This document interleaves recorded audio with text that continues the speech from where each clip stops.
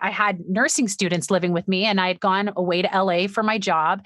And I came back, and I remember talking on the phone to my mom, looking in my kitchen at a pot. I went, ew, this is disgusting. These girls just left rice in the pot here. Like, I don't know how many days. And it wasn't rice. It was a pot full of maggots. Oh my God. All right. Hello. Welcome to episode 121 of KT Confidential, the real estate podcast.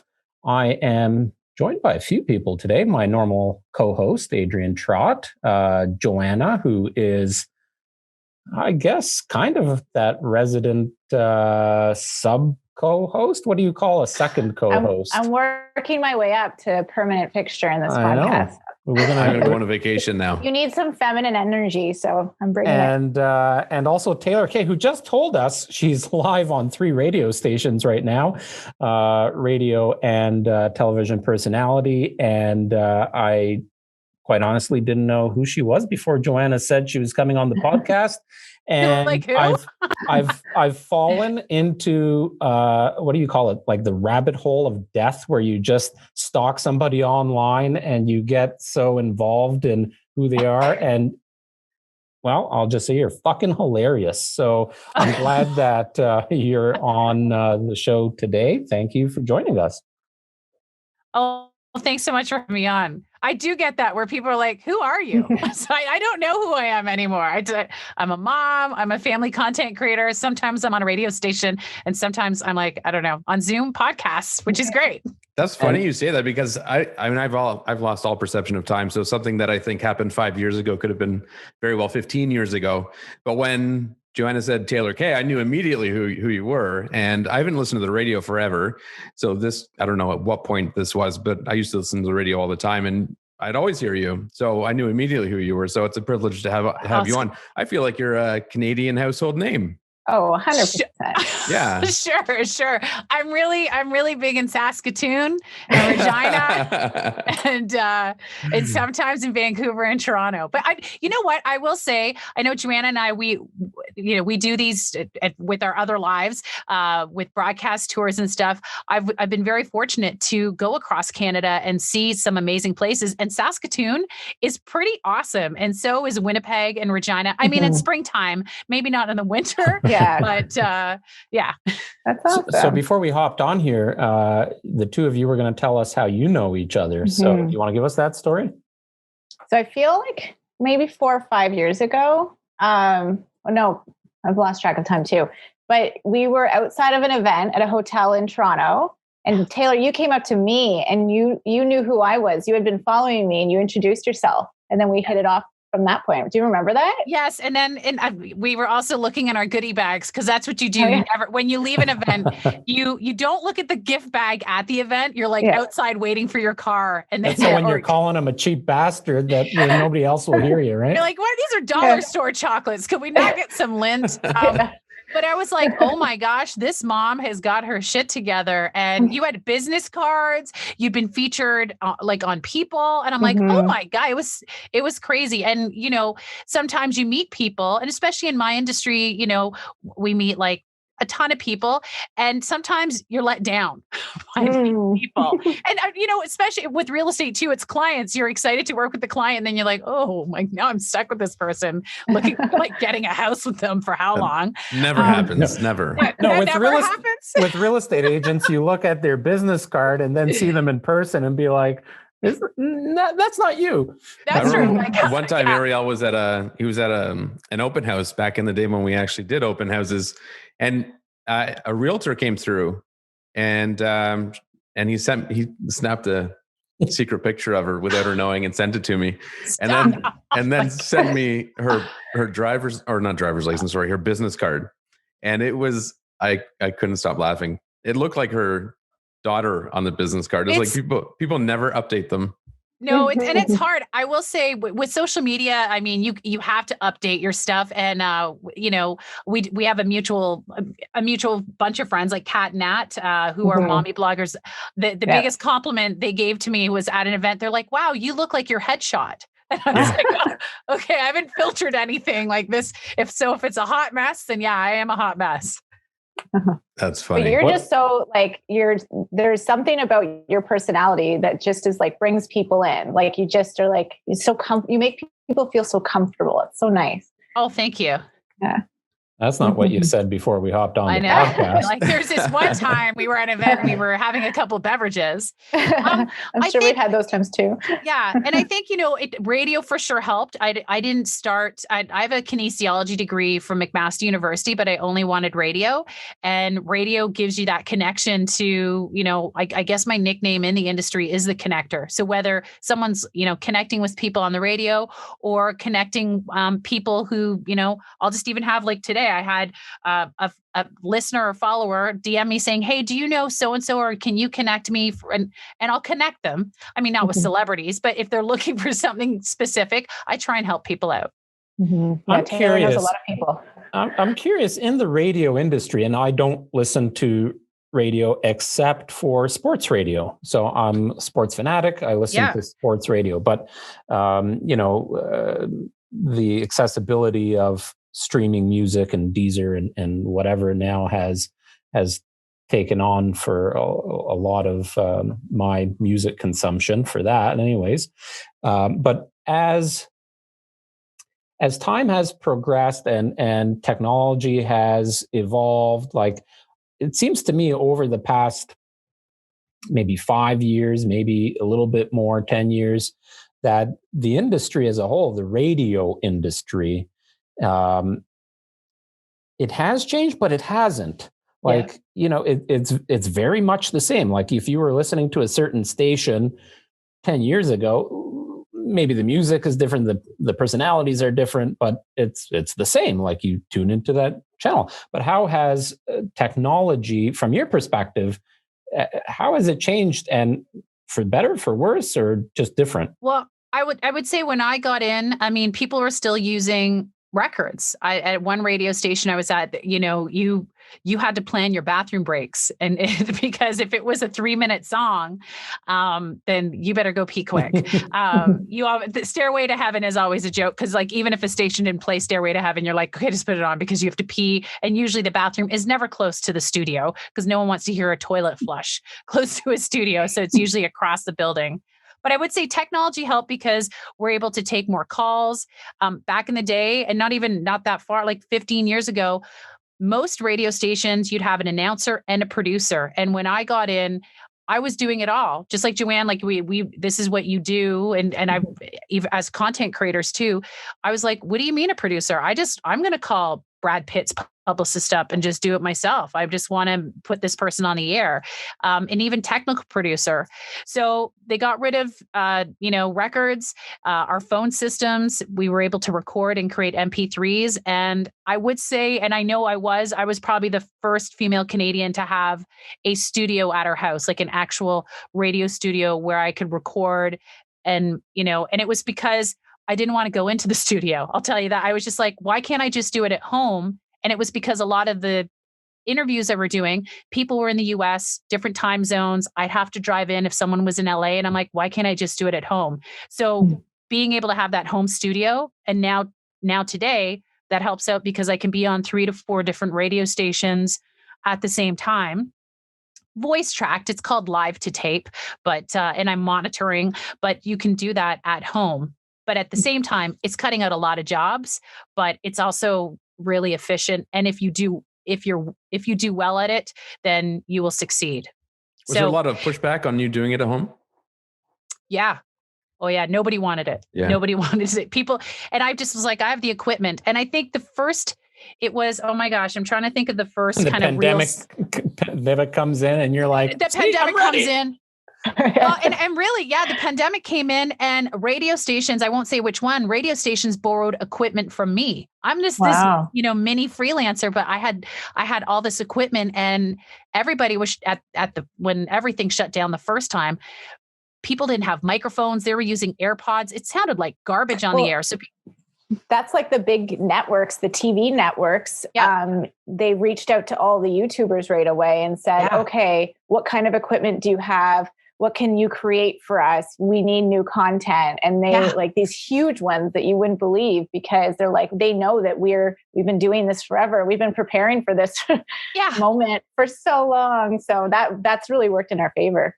Oh, for sure. And you've been able to pick, and I will say it's also saturated the market, but the cream always rises to the top, and if you have good equipment, I will say for the radio stations that I'm on, I make sure that I know about the weather. I know the streets. I know the community. I'm on the Facebook pages. I'm on the mommy group Facebook pages, because even though maybe I'm not in that community, I still want to be a part of the community as much as I can.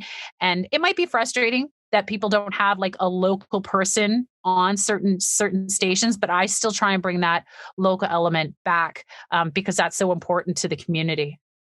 You have so many things on you're blowing my mind right now, how many things you have on the go. And part of the reason why I wanted you to come on is you told me that you also you do a lot with real estate. And I thought that'd be so interesting to have you here. So you want to share about that? Yeah. Because I'm like, how many hours what are you doing? How do you do all this stuff? I don't sleep. No, I'm going to be honest. I went to bed at 2. I was up at 5:36. Although you're up so early, so you inspired me, Joanna, to get up early.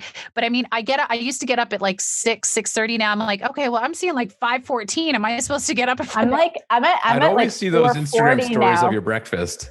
That was the first post I'd see. Ariel's a morning person too. We have that in common. I love it. You do not want to see me or anything that I'm consuming at first thing in the morning, though. So I don't post until and speaking of equipment, I'm sitting here talking into the mic, which is not hooked up and not working. So it's still you're in your AirPod. You sound pretty good. I started when I started in radio. I had a very good mentor who told me, because I didn't go to radio school. Like I said, I have a kinesiology degree. Most of my friends are chiropractors and doctors, but I had a very good mentor that just said, just get a piece of property because you're going to be fired a lot. And and laid off. And I think I've counted about 9 stations. I've been laid off 9 stations. Wow. I've been back to the same stations 2-3 times. It's just it's just because they're changing format or they want a different sound. It's people, you shouldn't take it personal. The first 3 times, maybe I did. So I bought my first piece of property in Hamilton, and it was a student rental because that's all I could afford at the time. And I'll tell you, back in the day, it was like late 90s, early 2000s.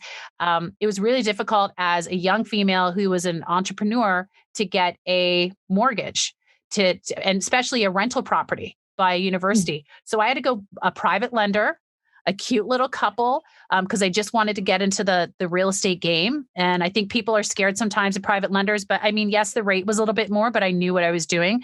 And it was a cute 70-year-old couple that gave me my first chunk of money. And I just had to sit once a month and have tea with them and drop off the check and tell them about my adventures as a radio personality. That's awesome. Climbing and then from there, I just started grabbing other properties, whether it was flipping. Then I met my husband and we bought a couple of 5 and 6 plus plexes in Toronto and single family homes, sold those. Maybe not at the best of time, like 2008, 2009, but then bought property north of the city on the water because we all know no one's making any more water. And I thought that's probably a better investment for later in life. So we still flip and hold, but now I'm holding, and most of our properties now are, I will say, they're tenanted, but they're not seasonal. I've done the seasonal, but it sometimes is a headache with Are they single family or multi? Single or a combination? family. There's single family and multi. Yeah. And there's just some empty lots that we also rent out as well, just so people could put their boats on. But, I was saying to my husband the other day, I kick myself because one of the properties, and you guys know as real estate, you see all these properties come back up. The one property we were told by a mutual friend, Scott McGilvery, who's on all these TV shows, he's like, Taylor, don't sell that place. But I was just done with it. And I wanted to focus a little bit more on my family. And when you have multi-units, there's multi-problems. And sometimes tenants can be extra. And sometimes you can get the best tenants, but with a multi-unit, and especially with older homes in Toronto, renovators, and Joanne, you guys, there's so many people there's a lot of people that are renovating and doing stuff, but sometimes when the renovations, I'm like, oh, that wasn't done properly. So we tapped out, sold, we got a profit, and then invested in another property. You still Between own all of the your waterfront tenants, property? Go ahead, Ariel. Do you still own the waterfront property? Yes. I'm not letting, so someone. That sounds like a long-term thing. Yeah. Yeah. I mean, my lawyer said to me once, he goes, well, your kids will be happy. Like, Yeah. I mean, if we'd held on to the Toronto ones, I think I wouldn't have to work radio anymore. Well, I'd still work radio, but the waterfront ones are great. And I'm still looking now, and if something comes up, but as you know, the market is very hot right now. I think is it the hottest it's been in 35 years? Especially for waterfront properties, the I'll call it cottage market. The cottage market is insane. Just insane. And for good reason. Like you said, there's not any more water being built. Can't just plop water somewhere. Unless you're in Dubai, and then they'll... Yeah. Hi, Oliver. Yeah, he had to make his appearance. Yeah. The pandemic's a big cause of that, because people aren't able to travel. So all of a sudden, the seasonal rental business through Airbnb, people are cashing in, buying cottages, renting them out. My brother and sister-in-law own 2 cottages, and they do very well. They just sold one of them. But yeah, it's a big, big industry. And it's, you know what, depending on the market you're in, seasonal is great. And I think it's hiring the right property managers. And like Joanne said, I'm doing it all. I should hire people, but not that I'm a micromanager. I'm not. I need to give it to people, but I still like to be involved in each part of the business, whether it's radio, whether I want the tenants to know me, because it's not like we have a whole bunch of properties, but when they call and something breaks down, they're talking to me and they know that it's going to get fixed right away, or my husband. How many properties do you have right now? 6. Wow. Yeah. When you told me that on the phone the other day, I'm like, I've had so many conversations with you, and I don't know if you had brought that up before. And that just was so amazing and so interesting. Yeah. It's a lot of fun. And I mean, we built it up pretty quickly, and my husband really wasn't into getting property, but I told him, like, when we dated, and, I just said, listen, this is my thing. I want to have a bunch of property, because in my industry, there is no pension, and really pensions are going away. And so I feel like it's great to have a second property. One's my cottage that we use ourselves, so we could possibly rent that out. But right now, my husband, he's looking for, he would like a property, a second cottage that's bigger, because we've outgrown our cottage. And I'm looking for another multi-unit, whether that's like an apartment in a smaller city. Toronto is just overpriced, and other markets overpriced. So, even Hamilton, my original hometown, some of it's overpriced, but maybe I'll wait. And that's with you guys. You guys know, who knows when you wait, or do you jump on stuff, right? Well, people have been saying that for years, right? And they're, the people that are waiting have been for a decade, because everybody for as long as I can remember has been saying it's going to burst, but it never does. And now, in hindsight, they would have been hundreds of thousands of dollars ahead. One of the biggest fears I think a lot of people have, especially just getting into rental properties, is the fear of bad tenants. So in your experience, what's your experience been with tenants? Good, bad? What, you must have a horror story or two. Oh, some horror stories. I will say this is, so I probably, some stories I'll save for like after the podcast, not on air. But I will say, you have to do your due diligence and research. So when I had my student property, I was living in the house with them. So it was a different type of tenancy. It was called shared accommodation. So for people that do shared accommodations, you can evict people a little bit easier if they're not paying, because you're sharing the kitchen, you're sharing the bathroom. So, with students, I had a horror story there. I had nursing students living with me, and I had gone away to LA for my job, and I came back, and I remember talking on the phone to my mom, looking in my kitchen at a pot. I went, ew, this is disgusting. These girls just left rice in the pot here. Like, I don't know how many days. And it wasn't rice. It was a pot full of maggots. Oh my God. Completely full. That was disgusting. That's gross. That was gross. We've had tenants not pay.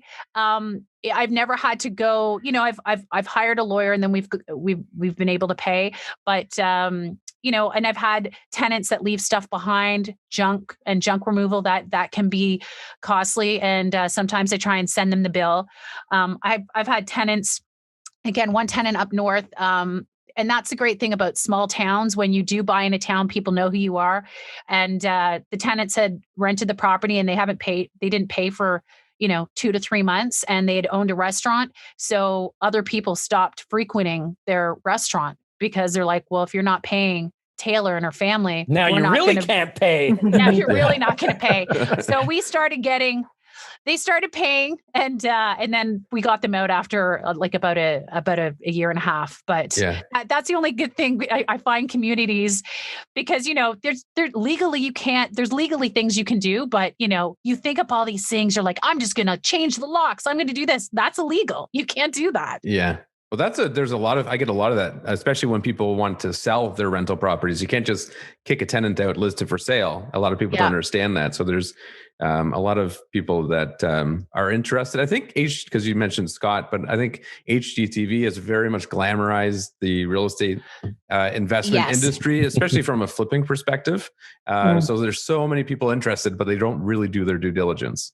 Well, and they think that it takes, a couple of weeks to flip a property. And I mean, unless you're the contractor, you're working 24/7 and you have your crew there the whole time. But some of these, like you said, these shows glamorize, like, wow, look at this kitchen. And some of those shows, again, it takes them 7 to 8 weeks to do that, which probably could take people months, but they're working on a crazy schedule. And also the family's out of the house. And I've been on those shows. We actually renovated a property to sell, and it's fun to be on it, but you are investing the money. One of the shows we had to give $25,000 to do like this makeover, but we got a $70,000 renovation out of it. So there are always great opportunities to be on those renovation shows, but I'll tell you what we did. I had my realtor come and I said, is this worth it? And then I had another contractor come outside of the TV show. I said, they say they're going to do this. Will this really, we're going to give them like 25,000. Will it really be a $70,000 renovation after? And he's like, yeah. I'm like, okay, then it's worth it. It's always funny when I watch those shows. It was called Renovate or Relocate. It was like a ripoff of Love It or List It. It lasted 1 year. I think we were the last episode. So you watch those shows and you're like, they did that whole main floor for $17,000, huh? Oh gosh. And I feel like the Property Brothers are being honest about it now, and Scott McGilvery, like they're saying, like they're breaking down. But then when you see Joanna and Chip Gaines, like, they're in Waco, Texas, and places in the US where, you can get a house for $200,000. And then the materials are cheap there. Yeah. And the materials are cheap. And so, I mean, people have to make sure, like, well, where are you watching? Okay, this is a great makeover, but if it's in the middle of like Midwestern US, the houses aren't like, Milton, Oakville, Mississauga. No. So here's a question for you, Taylor. You have a big sphere of influence. You know a lot of people. You own a bunch of properties. You've bought, flipped, sold, landlord, the whole bit. Why don't you have your realtor license? Okay, so there's a story coming. Here's the story. I was actually offered a brokerage and a real estate. It was a company out in Meaford, Ontario. It's my biggest, like, I don't regret anything, but it's probably I kick myself because this lovely couple said, listen, we'll help you get your license and then, get your broker's license and we'll sell you the brokerage. And it was like Collingwood, Blue Mountain, Owen Sound, like that area. And I just loved radio so much. And now I'm like, because, the market's crazy. I've met so many people that they're saying you should do real estate. I mean, eventually I think I will. It's in my blood. My grandfather used to own, my parents did not do any real estate. And my grandfather, who I did not meet, he died before I was alive, apparently owned apartment buildings in Hamilton and dealt with all this stuff. So clearly it's in my blood to own property. And one day I will. I'm trying to think who is the head. Oh my gosh. He is on a board for, is it Sure. What are the boards for real estate? He used to be a politician. Yeah. What's Toronto Real my Estate God. Board. Not Toronto Real Estate Board. Who are you talking about? Oh my gosh. Why can't I think of his name? Oh, I know who you're talking about. Isn't it the Canadian the Real Ontario Estate? Real Estate Association? Oh yeah. What's his name? Oh geez. I got to Google because now. Yeah, he's one of the board of directors for the. And he was like Ontario. Tim Hudak. Tim Hudak. So Hudak, okay, Tim Hudak. Totally. We were on a plane together and I was talking about my properties. He's like, I am so confused. Why don't you have your real estate license? So, and this is like, ex-politician now in charge. I'm like, eventually. I know it's a lot of work now. Like, so for people that don't know, how long does it take to get your real estate? Isn't it like now you have to go to college, right? Mm-hmm. Well, it's facilitated. Well, why don't you let Joanna answer this question? Yeah, Joanna would be best suited to this. Yeah. So it's a lot of work. It's worth it. And it's funny because I'm starting to kind of look at, real estate stuff personally, and it's all coming back. I thought I wasn't retaining any of it, but it is. Okay. So I think it's changed a lot since when I first talked to these guys about the format. So there's 5 or 6 courses. And then at the end of each, you have to do an exam, but you have to finish the course before you can book the exam. And it forces you to have this like couple week lull. So it depends on how much time you can commit. And during a pandemic with 4 kids, I'll tell you, it slowed me down a bit, but, slacker. Let's trade. I'll take your twins. You take my twins and I'll raise you 2 more. Yeah. Okay. I don't do any of that work, so that's fine. Yeah, exactly. I do it all. I'm a solo parent, one-stop shop. For the record, Joanna, as long as you retain the information long enough to pass the exam, you're fine. I probably could not pass any of those exams anymore, and we're doing okay. But so now, Joanna, is it important to be on a team? Because that's the thing I've heard. I feel like it is. Yeah, I think if I weren't on a team, I'd feel very overwhelmed, and I think also it makes me realize. I think they've also made me realize that how to kind of work the program, because there's also these courses there's one called Pass It, where it's like a cram course. It's like $30 per test, and it was incredible. And now I know, because the course is very repetitive. I'm doing it through Humbert, and it's very wordy. So I'm realizing that I can't spend too much time trying to absorb every word. So I'm skimming more, and I feel like that's good enough. And then you cram right before the test. But being with a team has been great. That's made me, and there's also someone else that's part of the team that's also doing the course. So she and I will constantly check in and see and we're on the same course right now, where we are, and give each other pep talks. So that's been really nice too. And do you feel like people that are starting in real estate now, even though you guys have been around and you've created, this amazing team and an amazing company, how can new people like Joanna succeed too? There's still room for that, right? As an individual, I think it is a lot more complicated, and you're putting yourself out there because you don't have the resources that a team does. Yeah. And, to sell real estate properly in this market, you have to invest a lot of money and a lot of resources. Even something as simple as photography, the quality of photography, the quality of the videography, but social media and the social media campaigns and the advertising that goes behind it. But there's just a lot of dynamics when it comes to a team function that you benefit from as a client. So then as a client, you look at it and you go, well, why would I go with one person when I get an army of people that are working for me? And that army is doing a whole lot more transactions. So their network is bigger and their sphere of influence is bigger. Their reach is bigger, especially online most of the time. Yeah. And not to say that individual agents can't be good. There's a ton of individual agents out there that are just killing it. But if you're a new person going into the industry now, instead of like using Joanna as an example, if she gets her license in October, it might be 6 months or a year before she does her first transaction as an individual agent. Whereas with the team, our most recent realtor, Steve Chiquetto, he joined us about 14 months ago as a brand new realtor to the industry. And he did his first deal within 30 days. Wow.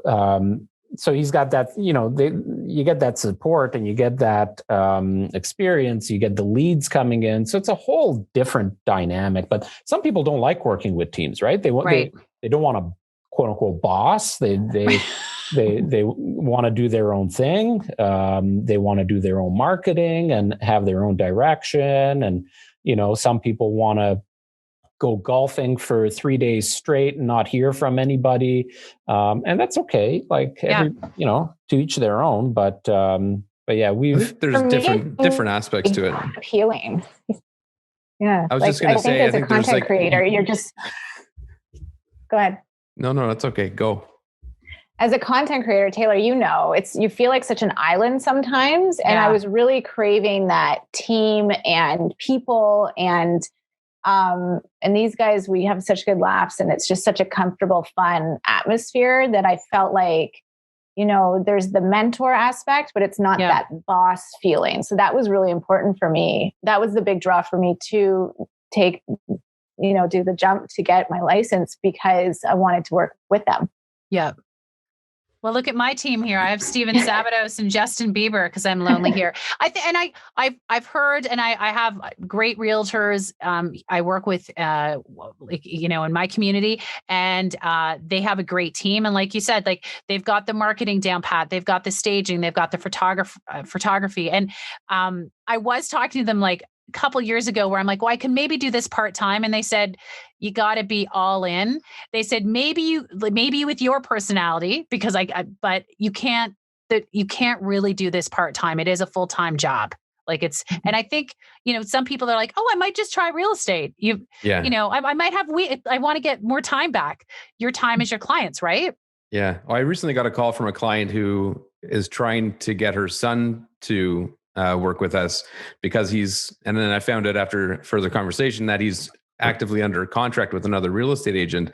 So she was, I said, well, I obviously can't help until, unless that changes. But she told me that her son keeps missing opportunities to buy houses. And it turns out the person she was working with, or he was working with rather, was full-time police officer, part-time realtor. So, yeah, especially in that job, there's going to be certain times where they're just not quite accessible. If they're kicking a door and they're not going to be able to take a phone call or submit an offer. So there's for sure, it's definitely full-time to properly service your customers. Can you imagine Buddy showing up in his cruiser for a showing? Yeah. Oh gosh. I can't. Oh my gosh. Yeah. And a big thing for me too is, because from one brokerage to the next, there's really no consistency among individual agents, from their marketing to their personal ethics, business ethics, right? Their quality of service and customer care. So if you want to go on holiday, you don't have that ability to just say, oh, Joe will take care of them and you'll get the same service as you would myself. But with a team, like I could go away, or Joanna could go away, Ariel could go away, and know that the team has always already been very involved. So that client they're working with has already met probably 3 people on our team, and that's great. No matter who they speak with, they're getting the same level of service confidently. So that's a nice thing too, because otherwise you won't get a break.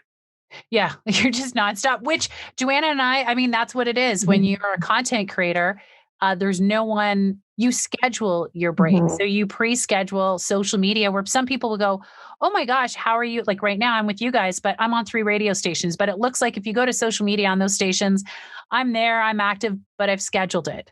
But yeah, like you have to batch. I used to batch film before I'd go on a vacation and have those all ready. And you have to kind of interrupt vacation. So it's nice because I've been able to pivot what I do to be more part-time and move it in that direction. And it's still going to be there, but I can create that time and have it also be intertwined with this new career and pivot.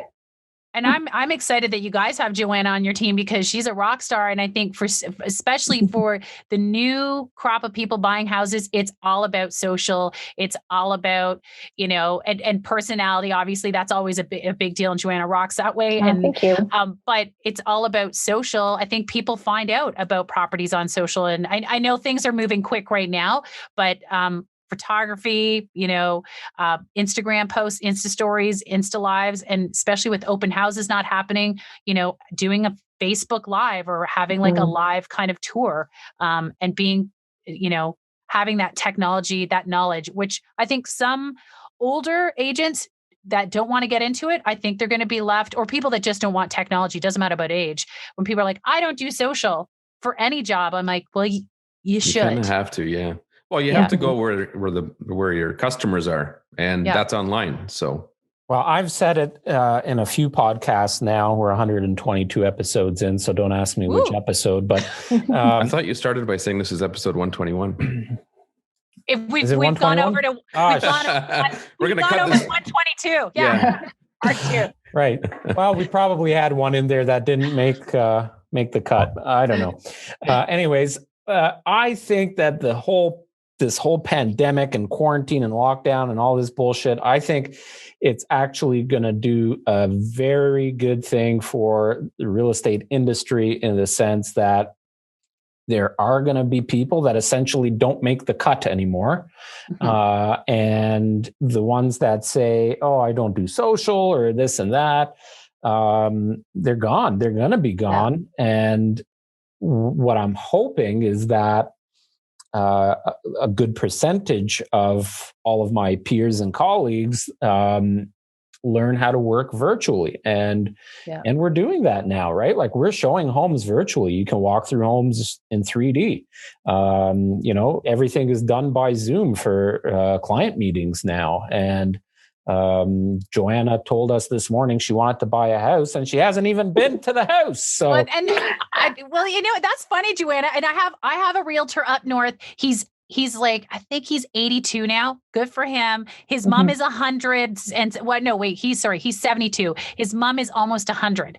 And they were the rock star realtors back in the day, but he's still working it. And I needed to see a property and I walked him through how to do a FaceTime of a property.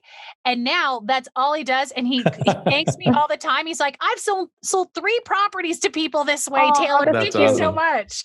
So people that want to learn, like you said, the people that are going to adapt. And this guy, he's in his 70s, he's adapting and he still wants to work and rock it. And that's a great thing about real estate because you still are kind of your own boss within a team. Like you are, I don't know, like you're an employee, but you can work for as long as you want and get into the game. So. Well, these virtual tours too, I find them so amazing that you really feel like you've been there and you can look around and everything. So, well, yesterday, so we switched back in March before they stopped or before they put a restriction on doing public open houses. We switched to, like you were saying, actual virtual live Facebook videos of one of our agents walking through the house and doing a couple laps through and doing a proper tour that way rather than a public open house. Yeah, and they've been very, very well received. In fact, one of our agents did one yesterday, and she had, by the end of her tour, which was, I think, maybe 40 to 50 minutes, she had 110 views. So imagine trying to facilitate a public open house. It would be unmanageable. You couldn't get that many people through. And those are potential clients too, because maybe they're not with someone. So that's always a win too. Okay, Joanna, where's this place? Was this a rental property you're looking for? No, I've been looking at this place. Oh, I spilled the beans. How many weeks until this podcast is out? How many weeks till this podcast is out? A couple? Yeah. You'll have it by then. So it will be out. Yeah, I'm going to be making a move. Me, like us, kids and I. Yeah. Oh, I know you'd mentioned that. So that's great. And you're staying in the neighborhood? No, it's going to be outside of Milton. Love Milton, but more towards Burlington area. So I'm very excited. Yeah. Amazing. I know. But now I'm like, we just jinxed it though. So I know. I'm like, I might be putting an offer in on a place today. But the market's just crazy. So I'm kind of like, I don't know. I was talking to the guys beforehand and I'm like, it's so hard to know, like, what will my place sell for and everything. So. It is. So is there a time where people that, you may not get as much competition? Are those type of months that people can hold off? Is it like August when people are away, or July? I'll tell you, the way I've got a lot of my properties is on crazy weird long weekends, like Family Day weekend, which should be really hot, or an Easter weekend. And maybe not during the pandemic, because people, everyone's still online, and no one was going to open houses. But I've got a lot of properties and less competition that way on weird, odd weekends. Yeah, it's a good way of thinking. Yeah, it's a good way of thinking, because this year, as an example, for 2021, I can see like July long weekend. I can see that being as an opportunity for buyers to just go in and scoop something up while everybody else is out at the beach or doing whatever. Yep. I can see that being a good opportunity, but it depends on the house. It depends where it's located. Yeah. I also think that's changing now, because I think we will see things transition to where people will buy houses sight unseen because of how easily accessible all the online virtual tours and videos are. Yeah. I bought my cottage sitting on my couch, never walked a foot into the property. And you're giving me a hard time. I know. Are you? What about home inspections? Are you? Oh, I will say my girlfriend just sold here in the city, and it was a red flag. She wanted to buy a property, and they wouldn't let her have a home inspection. And I thought that's illegal. You have to go in firm. These are like, you pretty much have to go in firm to get a house these days. Yeah. When you've got multiple offers, people are anyone with a condition is just not being considered. Yeah. Wow. Yeah. Unless you pay a lot more money than the next highest bid for it. Yes. And I know somebody wrote her a letter when she was selling her house. I said, if someone wrote me a letter, I'd be like, no, just write me a check. I don't care about a letter. You'd be amazed how many customers or clients I've had where they'll get a letter and they're like, oh my goodness, like all of a sudden there's so much more value associated with that offer. It does work. I've done it, and I've got a house that way. Yeah, I got a house that way. Yeah. Stop it. We get letters all the time. I'm like, rip. I don't care if I'm a blogger, and it's like what I do for my job. So I knew like what heartstrings to pull. Back in 2017, there was a story in Oakville where a house sold for, and the sellers chose an offer that was $100,000 less than the highest bid, solely on the premise that they included a letter and they were Christians and missionaries, and so were the sellers. Oh, well, that's nice. Okay, that's nice. Stop it. Now my heart's stricken. Evil witch woman. That's my husband. He says that a couple of times. I don't know, when I'm working crazy. So, Joanna, you said you're going to put an offer on this house today. Uh-oh. Yep. Uh-oh. Why do you feel this way? Why do I feel like it's the right one? Yeah. You wanted to am I just digging in too deep here? No. Because I feel like a lot of this will be out by. I was like doing the timing of like when I'm going to put vlogs out and stuff. So you're good. You're trying to get at scheduling. Is it an emotional connection to the house? We're really going to fuck you up when we put this on Monday, right? I know. And we're like, everyone's going to be like, what's happening? What's happening? Yeah. So it checks my need boxes, and it's in the right price range. It's in the right location. Like it's all the things that I'm looking for. So, and will you be with someone else in that house? No, it'll be the kids and I. Oh, okay. The kids and I. Yeah. Okay. Maybe closer to someone else, but okay. Taking like a step in between, which I think is smart. That's good. Yeah. So I wasn't going to ask that question, so I'm glad you did. You can.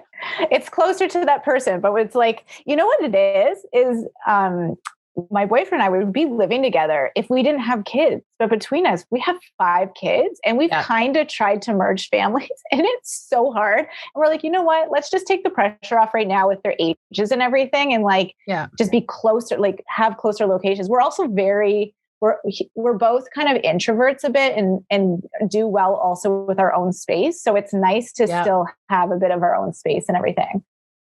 I think that's important. You know what? That's the thing. I've said to my husband, I'd get you another house. Just live there. We'll see you later. I've considered it. Taylor, get this. We almost bought a property that had 2 houses on it and a she shed. We almost got it that we could each live with our kids in our houses right beside each other. That is, there's a property like that in Meaford, 2 big houses on the same property right by the water. Yeah. So again, close. Oh my gosh. I don't know if I could be that close. Yeah. I don't know if you want to disclose or not, Taylor, but is your cottage in Meaford? Yeah, no, I can just, it's in the Meaford area. So in Meaford and Collingwood area is where most of the properties are on Georgian Bay. I love Georgian Bay. It's such a big, clean body of water. And I knew years ago, and my husband, we knew that community would blow up. And now we're seeing it now. But I mean, some of the properties we've owned for 18 years. So we're like, okay, we're waiting. Let's do this. We're Toronto and Hamilton. We've seen properties, go quick. And I was going to say years ago when my husband and I were driving up for people that know the Collingwood area, there's a place called Cranberry Village where there's people I know it. that ski. But when my husband and I were dating, it was buy one, get one free. And I said, even if we don't last, we'll each get a property, because we were just dating. And then it was buy one, get one. Yeah. Then it was buy one, get one for $99,000. There were all these incentives, back in the day to get people up in these communities. And now I think people are either looking for those second properties, or now that they can work, from wherever, people are getting out of major cities, wherever that is. And, Milton, Mississauga, Toronto. And they're like, okay, let's even go north, or let's go, to live closer to the water, and have that small town feel, but still maybe be a couple hours outside of the city. Well, that's one of the reasons why, despite people thinking the market was going to crash in the beginning of all of this, that it was quite to the contrary. People realize they don't have to travel into work all the time now, so they can live where they want, get a bigger house for the same money by moving a little bit further out, and go to the office 2 times a week. Yeah. Yeah. So, or have that second property, or do an Airbnb, which I mean, I know so many people have been renting their even properties out for crazy amounts of money, because people that may have a condo or or apartment, and they just want to get out of the city, and they usually travel. They've used that money to spend renting a place. So, I mean, it's great if you have a property to rent, and it's great for you yourself to have a property just to get that extra space too. Yeah. Before we wrap up this podcast, I'd like to ask, why is there a life-size, Adrian wants to know, why is there a life-size Justin Bieber behind you? So I was given this Justin Bieber because I was at a radio station, and it's the Coles Notes of the story, but it's the power of radio. My daughter at the time wanted a picture, and you go to these. It was Shoppers Drug Mart, and you get these standouts of celebrities like a Justin Bieber or, NSYNC or Harry Styles by the perfume department. And my daughter at the time wanted to take a picture with Justin Bieber, and the manager scolded her, and she was 9 years old, and she was bawling in front of me. I was like, what the? We're just taking a picture of a cardboard cutout. So the next day I was on a morning show, and I talked about it. I never, ever said and now I said that it was Shoppers because it's out, but I don't say brands when I'm on the radio if I'm going to talk about something. So I went out and I said, this happened. People called. They're like, that's unacceptable. We know that, and people could figure out which retailer it was. Well, doesn't the vice president of marketing for Shoppers Drug Mart call me up? I guess at some point I'd probably audition for a voice job or something. So she had my cell. It's easy probably to find. So, and she's like, hey, Taylor, I just heard your break on the radio. I'm like, I never said your name. I never said Shoppers Drug Mart. She felt awful because Shoppers was just about to launch a social campaign where people could take pictures with Justin Bieber to win this, hit the cutout, to win a perfume pack. And she wanted to know the store because the manager should not have scolded us and instead told us hey, hold off on that picture. You could win perfume. Anyway, I got home later that day. I had a 6-foot Justin Bieber at my house with enough perfume for the next 3 years. Oh, that's so nice. That's a great story. And Steven Sabados is behind me because we do a Facebook Live, and he's from The Goods, and he's a designer, and I just was always lonely, and he's like, I can be beside Justin Bieber. So these are my coworkers. Have you ever met Justin Bieber in person? Yes, no, I've met him several times and interviewed him. So, and I think one of his assistants has a similar name to me. Like I think Taylor J or like something crazy like that. He's softened. I mean, he was pretty hard when I interviewed him, and I think he's in a better place and a better person now. So, oh, good. Yeah, you've met a lot. You've been to the Oscars and everything. Yes, it's been fun. Great stories. Yes. Another time I can tell you more celebrity stories are off the podcast. We'll have to bring you back for a wine cast. How about that? I like that. Yeah, we could do a wine Wednesday anytime. Well, thanks for spending some time with us today. Joanna, good luck with your offer tonight. Thank you. It's exciting. Yep. Are they accepting offers anytime, or do they have an offer date? 2:00 today. She's got to go. Right after this, I've got to go see it. I'm going to see it. I'm taking I just was confirmed by one of the team members. Oh God. I'm going to go see it and then put in an offer. And then write them a letter. Write them a letter, Joanna. Maybe I should write them a letter. Be like, maybe dear, nowadays the letter has transitioned to maybe like a video text message or something. Mom with 4 children. Yeah. Attached with a nice check as a down payment. That's what that always helps. All right. That's episode 121 of KT Confidential, the Real Estate Podcast. Thanks, everyone. Thank you. Thank you. Have a Thanks, good day. Taylor. Thanks, Joanna.